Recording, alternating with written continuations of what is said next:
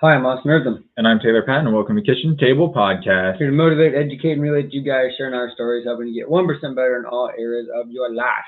Welcome to the 1440 of episode 80. Remember, 14 minutes and 40 seconds is 1% of your day.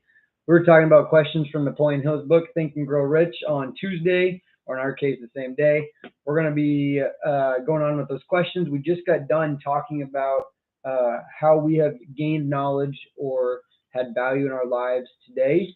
And the next question that I starred says, do you choose from your daily experiences, lessons, or influences that aid in your personal development? And I think the answer for both of us, but I'll just speak for me, aiding in development, I was talking about putting my words and thoughts that I write down all the time and putting into action and speaking it properly through the podcast. And I'm proud of myself for the way I've been doing that tonight. Whether you guys think so or not, for my growth has been really good. And one of my weaknesses from Taylor's previous question was comparing myself. So I'm proud of how I've advanced in the last couple hours. So I just want to throw that in there. I don't really have anything else to add. But yeah, life's about growth. So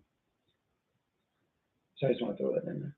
Yeah, absolutely. Like every day is an opportunity to grow, learn, or understand something about yourself or something in your life, and then like what's going forward, what's going against. And so again, like it's a mindset, like it's a switch of a mindset. Like either you can take your life as like, oh, why me, poor me, or you can take like your life as why not me. And so just taking that as like a mindset switch and like understanding that like everything you go through is like that's God processing you. That's God pushing you to where you want to go, to where you ask God to be in that, and to where He wants you to be. So everything you're going through is just another process, another understanding, another point to ultimately like everything He's got going on. Gotta have him. What's Absolutely. that commercial? It's gotta have it. That's what I was thinking of. All right. If we don't get through these questions, we'll either reach them another time or they'll be just mixed in with other stuff. So, what's your next one there, Chief? I feel like your questions are so deep. My questions are so like. Yeah, you can all be as deep as you want. I know, but my question is: do habits of others annoy you? It's like pet peeves. I think we've done a thing on pet peeves. Kinda. I think it's like a. Do you want to answer, or you want me to? Yes. It depends on. Yes for anybody. Depending on the habit, like people bite their forks, like they're that habit. See, that's a pet. Man, that is a habit because that's a learned behavior. People don't bite their fork just to bite their fork. People do it because it's a learned behavior. Do. Okay, well, look where the dinosaurs ended up. Hey, we're 15 feet underground. Look where the human race is ending up. We're 15 feet underground. We only go 6. Yeah, you're right. But that's literally the first thing I think of. Probably my biggest pet peeve. Or secondly, and this isn't a habit, but this is just something that like I know annoys me, like and like puts me in a bad mood instantly, is like incompetency. Yeah, that was gonna be mine. Anything that I don't get how people can't understand or attempt to understand. Yes. Like just listening or like knowing that it's not good for themselves and they still just choose the opposite. Yeah. That is what I was gonna say. Yeah. Because there's again like for me there's one thing about not knowing. Yeah. And that, but then there's a second of like knowing and not doing. Yeah. And so when you know and not and nobody's perfect or nobody's perfectly disciplined, but absolutely. But like when it like to me when it comes down like the world's just so I guess yes, absolutely. But to me like my first thought is like comes down like okay, so my job like we learn certain holds and certain techniques and if you're not confident in those things like that's my safety you're risking now. Yeah. And yes, that's a very like yes again like this is a very like what I do is a very obscure job. And that like it's not a very like it's not a 9 to 5 like it's not no one's normally walking into work like 10 toes down that they're gonna get assaulted that day. Like wake up to that baby. But I don't. But like walking into work, you have to be like at work. Like to me, I had to be 10 toes down at any point because any point something could happen. Where like it now requires me to physically hold another kid. I have yet to hold a staff, but I never want to say that's out of like the realm of possibility. But so like when that like incompetency, like when we know certain techniques and certain things, but we don't use them adequately, that puts other people in danger. Like that puts me in a very like bad mindset. And I know this, and I talked to my boss about like getting better at it and like having talks and having processes, and because even knowing and not doing shouldn't result in me lashing out, having certain feelings towards them. Mm-hmm. And that like knowing that like you shouldn't cut someone off in traffic, but then doing it because you need to be somewhere in 5 minutes, like that shouldn't be like, that shouldn't like my anger shouldn't lash out on you just because you cut me off in traffic. Yeah. Like, why am I exhausting my own energy towards someone else?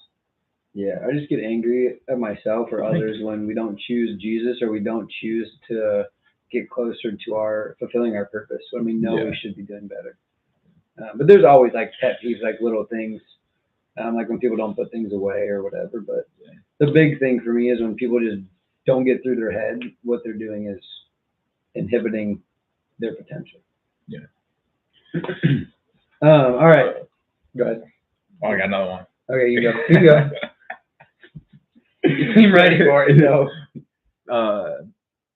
It kind of goes with character. It's just like when you. Oh, like, this is the same question. I thought we were going on to new questions. Oh, okay. No, Okay. I think this is important. Like to me, like this like shows character. To me, is like if I said like, hey, like I'll give you a call tomorrow, Then but I don't call you tomorrow, that like puts a bad taste in my mouth towards people. Like, well, you always do that. I know I do. So I'm Like, a hypocrite on one end. I know, because then I know that it's something that I'm working on, but also I know it annoys me.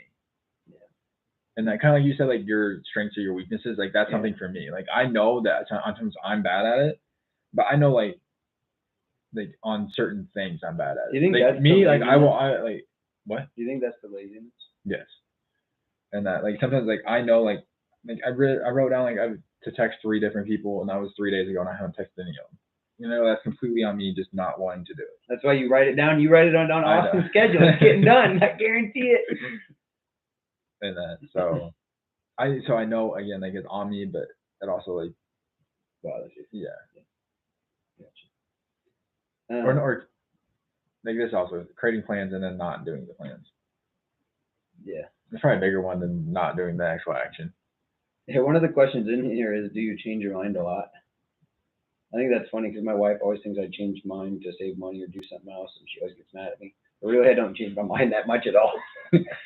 Anyways, next question is something we've hit a little bit, but not totally. What rules do you judge who is helpful and who is damaging to you? What rules? Yeah, like do you have a set of rules? It's like this person is going to help me or not help me? Like yeah, for me, I mean, yes and no. Like I don't have a set. Mine's a gray area. Yeah, like I don't have a set like rules written down, but I have like like.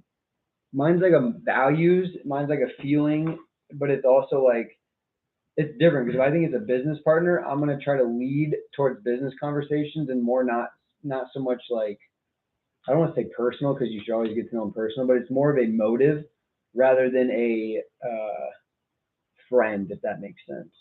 Yeah. And if you need friends, you're gonna have less judgment because you just want anybody. Yeah. So I think it depends on what your why is. Yeah, I mean. But values always come into play at some point for me. Yeah.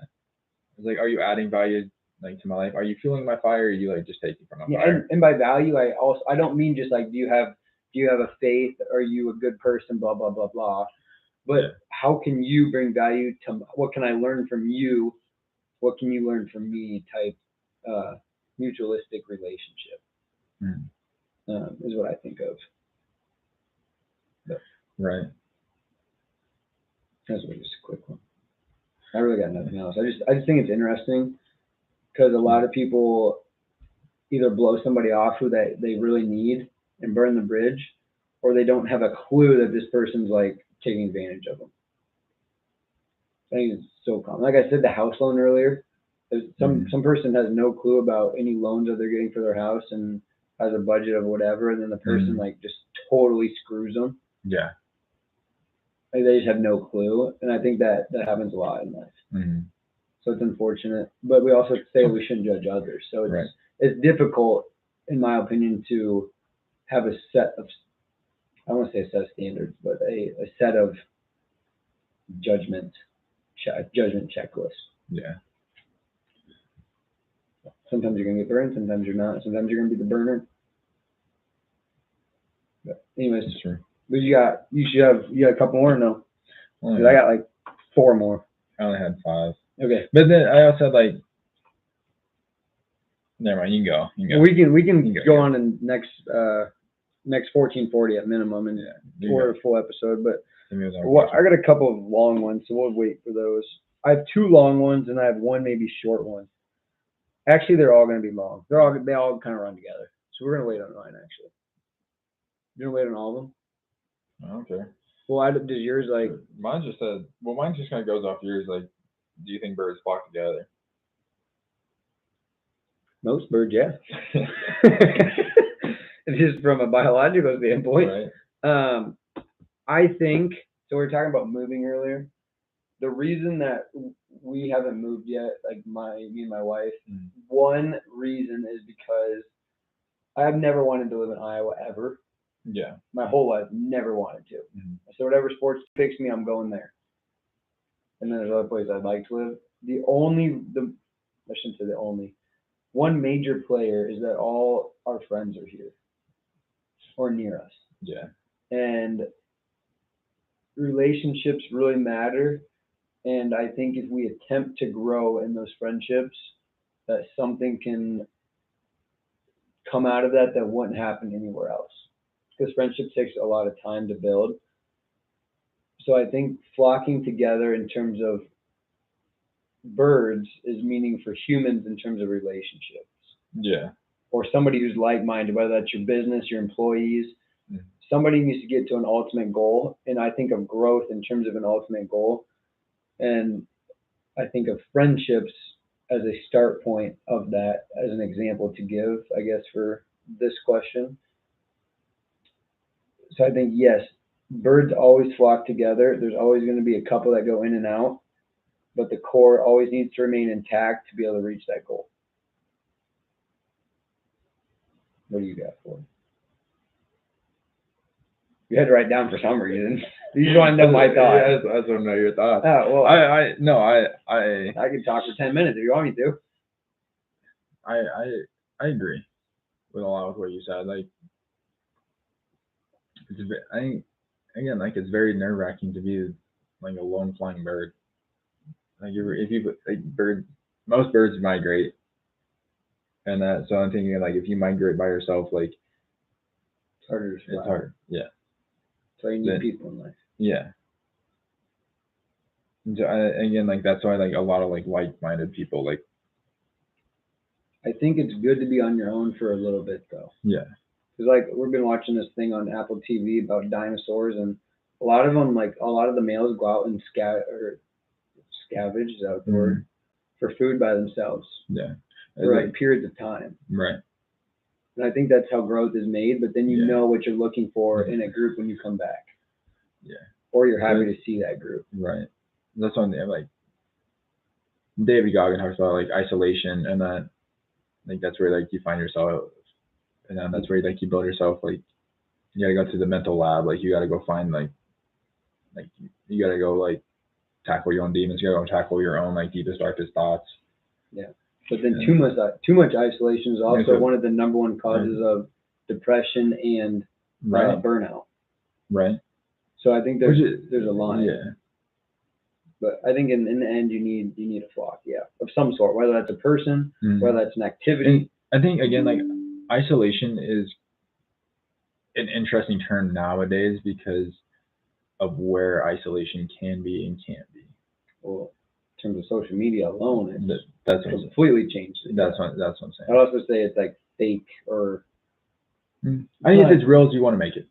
Yeah, that's true. That's true. We'll leave it at that. That's true. Yeah. that could be another hour conversation. But, Right. that's 1440. We will catch you guys next week. We'll continue these questions. Also, we have an announcement about the upcoming pods on next week. So we'll catch you guys then. Love you. Bye.